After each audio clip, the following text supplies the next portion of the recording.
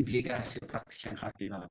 Nama yang ketiga dari Allah itu dalam perjanjian baru adalah Pater. Nama ini adalah nama Tuhan yang dipakai sebanyak 413 kali. Tetapi tidak semuanya menunjukkan kepada Allah sebagai Bapa. Karena nama Pater ini juga sebanyak 245 kali digunakan menunjukkan kepada Allah Bapa. Oke. Maka dengan demikian Bapak Ibu, Pater artinya ayah. Ya, orang tua atau nenek moyang atau bapak. Jadi Pater itu artinya bapak dalam hubungannya dengan Allah menunjukkan kedekatannya dengan kita. Ya, untuk itulah sebenarnya nggak salah kalau kita menyebut Bapak Allah itu atau Tuhan itu adalah Bapak kita. Karena itu mengacu kepada nama ini sebenarnya Bapak Ibu. Ya, nama Pater ini sendiri. Ya, ya. Jadi nama Pater ini juga memiliki arti bahwa Tuhan bertanggung jawab kepada kita, termasuk dalam hal memenuhi kebutuhan dan juga melindungi, menyertai, menjaga, serta merancang dan mewujudkan kita punya masa depan dengan masa depan yang lebih baik. Ya. Nah, dasar Alkitab penggunaan dari nama Allah dengan sebutan Pater ini sebenarnya terlihat di dalam ya. Uh, Pertama, penggunaan kata Pater ini bisa kita lihat di dalam Alkitab pertama kali ini di dalam Matius pasal 5 ayat 16. Isinya, demikianlah hendaknya terangmu bercahaya di depan orang supaya mereka melihat perbuatanmu yang baik dan memuliakan Bapamu yang di surga. Nah, muncul kata Bapamu di sini. Yang dalam bahasa lain adalah Pater tadi. Ya. Nah, penggunaan yang terakhir ada dalam Wahyu pasal 14 ayat 1.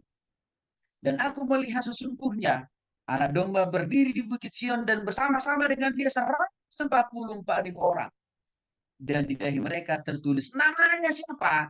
Nama bapaknya. Lagi-lagi ini nama bapaknya di sini adalah arti lain dari nama uh, Alen sendiri yang tadi dalam istilahnya Pater sendiri. Jadi semua ini menunjukkan penggunaan nama Pater itu adalah menunjukkan hubungan, relasi secara personal atau kedekatan Allah dengan kita. Maka sekali lagi Bapak Ibu, ya betapa bersyukurnya kita sebenarnya bahwa kita diberikan keleluasaan untuk apa berkomunikasi secara personal, secara pribadi dengan Tuhan. Maka saya katakan tadi, dalam doa kita, ya jangan sungkan memanggil nama Allah itu sebagai apa? Bapak. Ya, karena itu adalah bagian dari panggilan dari nama Allah dalam istilah lain dari bahasa ini adalah Pater sendiri.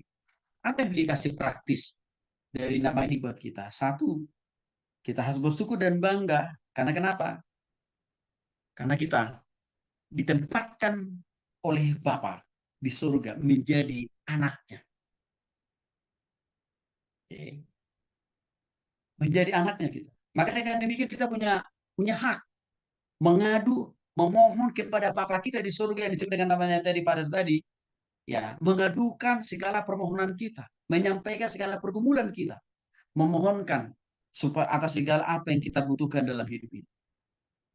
Ya, nah itu implikasi yang pertama. Implikasi yang kedua, Bapak Ibu, sebagai anak Allah, lagi-lagi tidak perlu takut akan hidup kita hari ini dan masa yang akan datang. Tidak perlu takut. Ya, Bapak Ibu dikasih oleh Kristus sekali lagi. Ya, di awal tahun ini banyak orang selalu menitipkan doanya ke saya. Ya, orang-orang tua yang anaknya sudah berumur. Selalu pokok doanya Pak Pendeta tolong doakan Pak supaya di tahun 2024 ini anak saya dapat jodoh. Selalu itu pokok doanya. Tapi saya bilang, jangan khawatir, jangan takut. Kalau anak Bapak Ibu sudah diciptakan Tuhan ke muka bumi ini, apalagi dia sudah sungguh-sungguh bertobat kepada Tuhan. Tuhan yang menciptakan dia, Tuhan yang mengampuni dia. Sama, Tuhan yang sama juga pasti merancangkan pasangan hidup yang